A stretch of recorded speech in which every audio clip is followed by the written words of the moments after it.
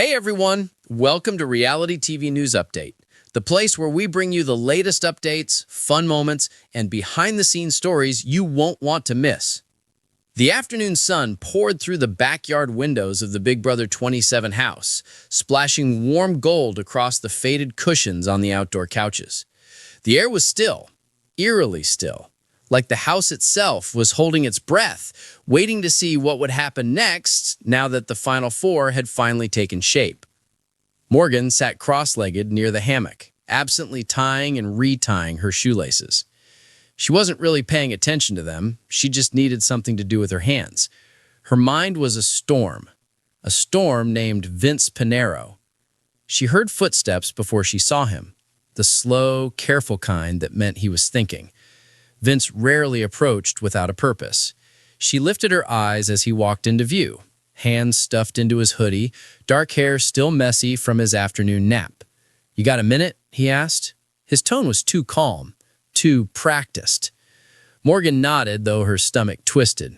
"Yeah, what's up?" Vince lowered himself onto the hammock beside her, careful not to sway it too much. For several seconds, he didn't speak. He stared out across the empty backyard like he was trying to decode the game etched invisibly into its concrete. Finally, he exhaled.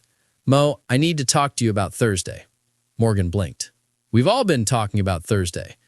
"Not like this," he said. "This is different." Something cold slid down her spine. They had been allies for weeks, long after people assumed their partnership would explode.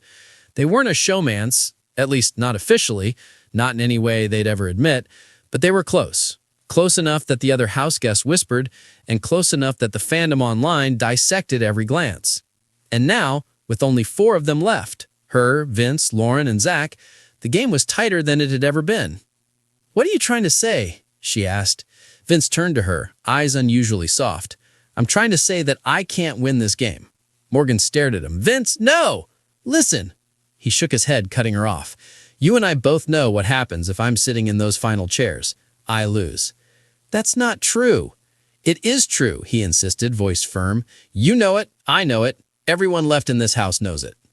Morgan opened her mouth, but he kept going.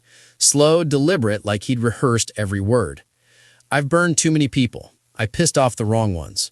Half the jury thinks I manipulated them. The other half thinks I coasted.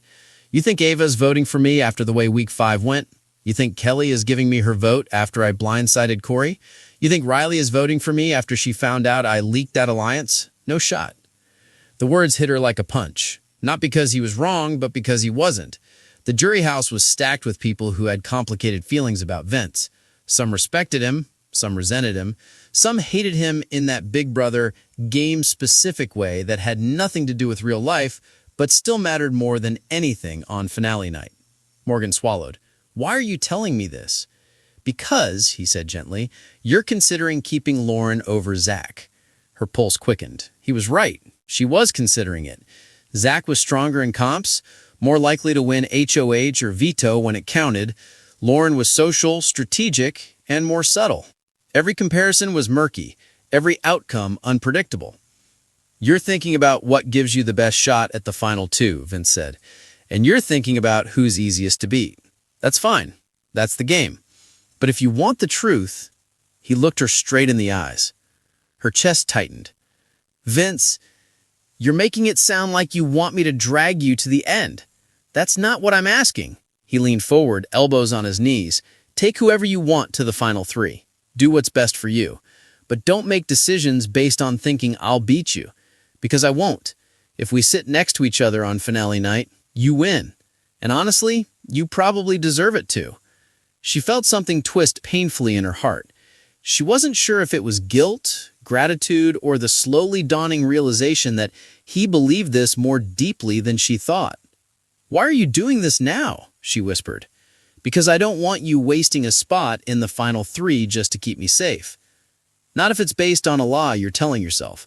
I'm good at strategy, yeah. I'm loyal, at least with you, but winning? Jury votes? No way." He shrugged, almost laughing at himself. "I've made too many people mad." Morgan folded her arms, trying to steady her breathing. "What if you're wrong?" "I'm not," he said simply. She looked down at her hands, at the shoelaces that she had tied so tight they looked ready to snap. "So what do you want from me?"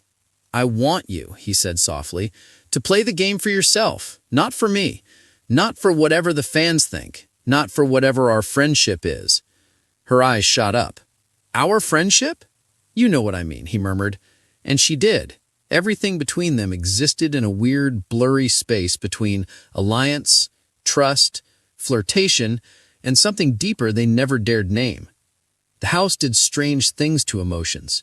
It inflated them, warped them, made them heavier than they would ever be in the outside world. But right now, none of that mattered. Not when $500,000 hung over all of their heads. Vince continued, "I don't need you to protect me. I don't want you to. I came here to play, and whatever happens, I'll live with it. But if you're keeping me because you think I'm some massive threat, stop. That's not who I am in this game anymore." She let out a shaky breath. "You're asking me to trust you." "I'm asking you," he said, "to trust yourself." Silence stretched between them again, thick, heavy, but not uncomfortable.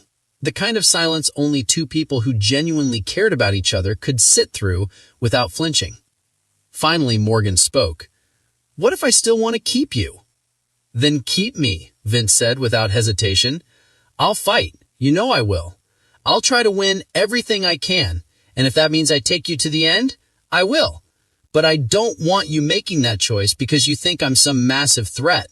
I'm not. Zach's a threat. Lauren's a threat. He shrugged, almost laughing at himself. "I'm good, but I'm not them."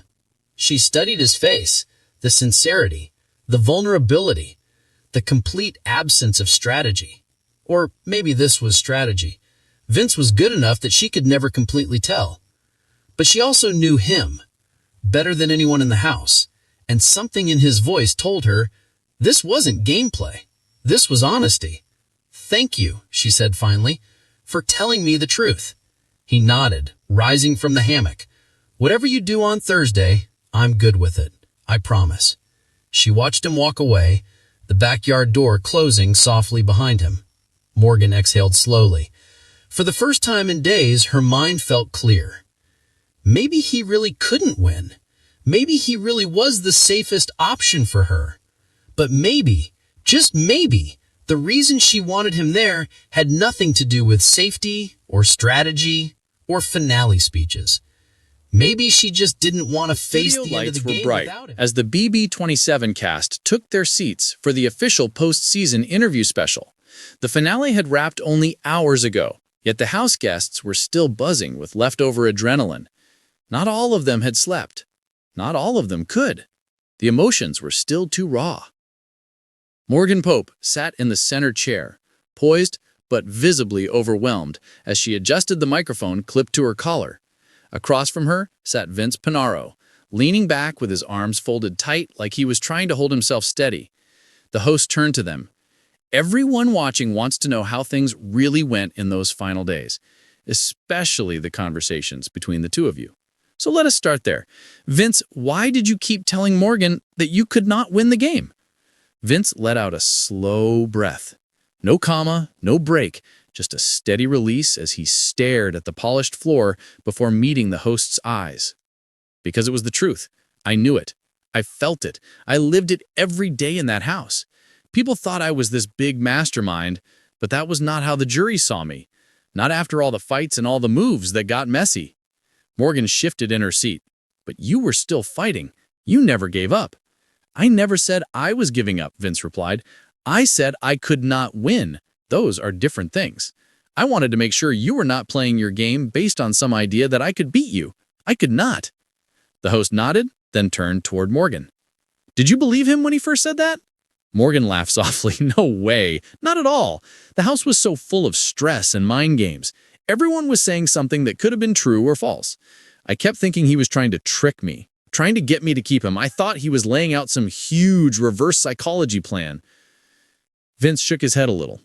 "I was not. I knew how the jury saw me. I talked too much. I played too messy. I made the moves I thought were right, but that does not mean the jury liked them." The host leaned in. Morgan nodded. "That was the day everything changed for me. We were out there on the hammock. It was weirdly quiet. Vince sat down and he talked to me as if the cameras were not even there. And he said it straight. He said, I could not win against Zach or Lauren, but I could definitely win against him. Vince interrupted her gently. I said you had a better chance. I did not want to sound like I was giving up because I was not. But I wanted you to stop thinking I was some unbeatable player. I messed up a lot in that game. They all saw it. Morgan looked at him with a small, hesitant smile. That was the first time I thought he might be telling the truth. He looked tired, not physically, more like emotionally, like the game had taken something from him. The host turned back to Vince. When you told her you could not win, was that hard? Yeah, it was, Vince answered. No one joins Big Brother to admit loss, but I was not admitting loss about everything. I was admitting what I knew about jury perception. Kelly was mad. Ava felt betrayed. Riley thought I leaked things on purpose. Corey never forgave me for the week he left. It was real. I could feel the weight of every vote slipping away. Morgan looked down at her hands. When he said that, it scared me. Because part of our partnership was about honesty. If he was honest, then it changed everything. But if he was lying, that meant he was still playing me, and the stakes were huge. I had to face the possibility that my closest ally was telling me something either deeply true or deeply strategic. The host smiled lightly. And what did you decide? Morgan shrugged. I decided to trust him. Maybe it was foolish. Maybe it was smart. But I trusted him. I always did. More than I should have. More than anyone expected. Vince looked surprised. I didn't know that. You did, Morgan responded, because you told me to trust myself. And I realized that trusting myself meant trusting you, too. The host continued. So tell us about the conversation on the sofa the night before the final veto. Cameras caught a lot, but not everything. What was really said? Vince nodded slowly. I told her I was okay with whatever she chose. But I also needed her to know that if she brought me to Final 2, I would try my hardest because that is what the game deserves. And if she cut me, I would respect it. I told her she had a real shot at winning, and she should not let anything get in her head. Morgan added, that was the first time he did not sound like a player. He sounded like a friend, a real friend. He was not trying to sway me or control me. He was preparing me, and he did not know if he would stay. The host looked between them. What were you feeling during all of this? Morgan? Confused. Scared. Guilty. All of it. She replied. Because everyone said Vince was this huge threat, and yet the only person who did not say that was Vince himself. It made me wonder if I had been wrong. If everyone had been wrong, and if the game was actually easier for me than I believed. He made me think about the jury in a new way, and he made me think about my own game too. Vince inhaled deeply, and I meant everything. I didn't think I could win. I didn't think they would give it to me, no matter how good my speeches were. So when I told Morgan she could beat me, I wasn't being dramatic. I was just being real. The host leaned back. You say you struggled with jury respect. Do you regret any moves you made? Vince stared for several seconds before answering. I regret how I handled some things.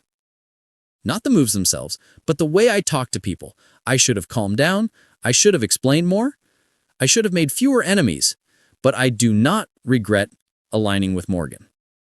That was the best part of my game. Morgan blinked at him a little stunned. You never said that. Vince responded, I figured you knew. The host smiled. And now, Morgan, your turn. Do you think Vince truly could not win? Morgan hesitated. I think he believed it. And that matters, because players know when they have lost jury support before the finale begins. So yes, I think he was telling the truth. And I also think that honesty shaped the end of the season in a way people don't fully understand yet. The host looked to both of them. If you had to sum it up in one sentence, what was the heart of that final week between you? Vince answered first. I wanted her to win. Morgan followed. And I wanted him to believe he deserved it.